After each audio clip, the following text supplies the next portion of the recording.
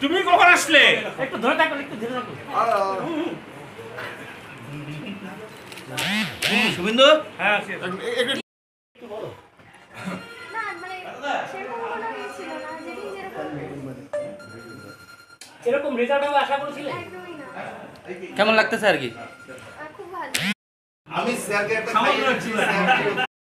আমি এদিকে খুশি যে আপনার মেয়ে হচ্ছে, এটা আমার কাছে যে কি সাপোর্ট আসলে এখানে দাঁড়াতে আমার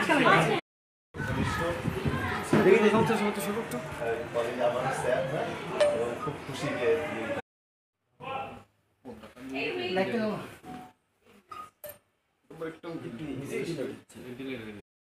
অবশ্যই আমার স্কুলের শিক্ষিকারা, এছাড়া আমার গৃহ শিক্ষকেরা যারা আমাকে পড়িয়েছেন, এছাড়া তোমার নাম